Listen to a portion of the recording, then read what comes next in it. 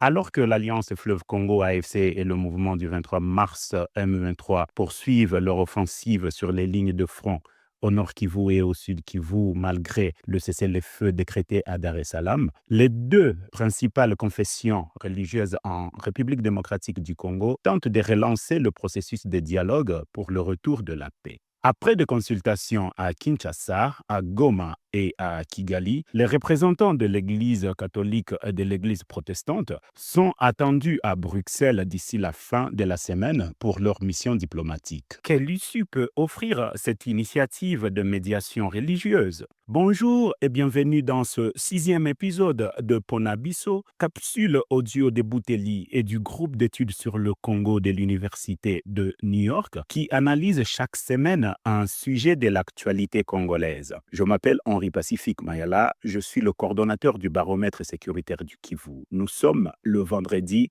14 février 2025.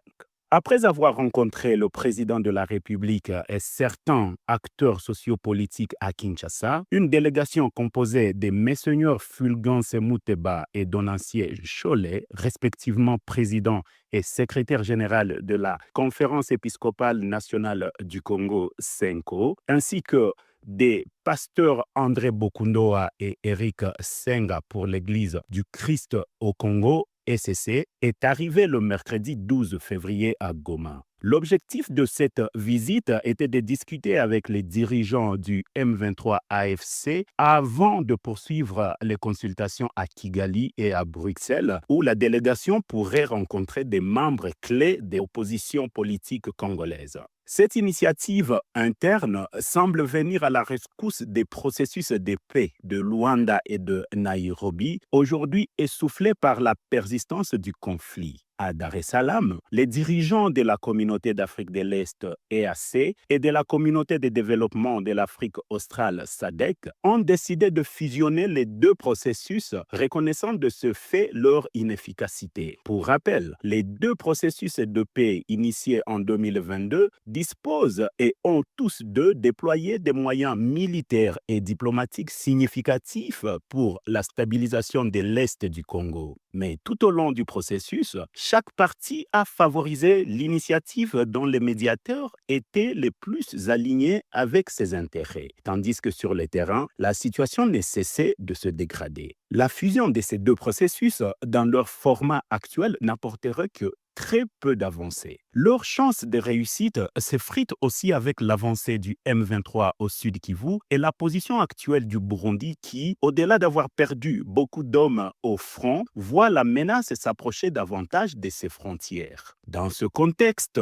la médiation des religieux pourrait apparaître à ce stade comme l'approche la plus légitime car elle intègre à la fois les dynamiques et acteurs internes qu'externes du conflit. Toutefois, très vite, les oppositions à l'initiative se sont fait entendre en République démocratique du Congo et particulièrement dans la partie ouest du pays et au sein du parti présidentiel. Les détracteurs de cette démarche restent convaincus que, malgré les revers de l'armée, la voie militaire demeure la solution à cette crise et estiment que les confessions religieuses vont au-delà de leur rôle dans un État laïque. D'autre part, à l'absence d'un processus viable et au vu des réalités sur le terrain militaire, il y a des voix qui s'élèvent pour une solution politique et trouvent dans cette initiative des religieux une opportunité de préserver les vies. Vital Kamerhe, président de l'Assemblée nationale, semble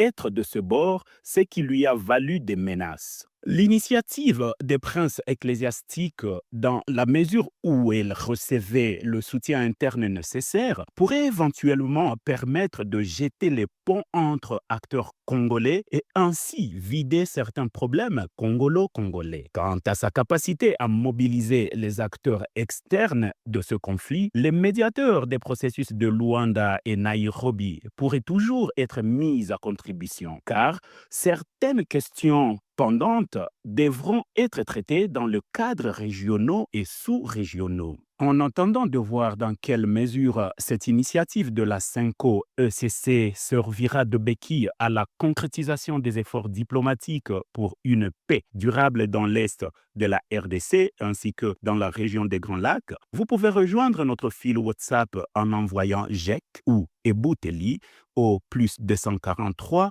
894 110 542 pour recevoir Ponabiso chaque vendredi sur votre téléphone. À bientôt.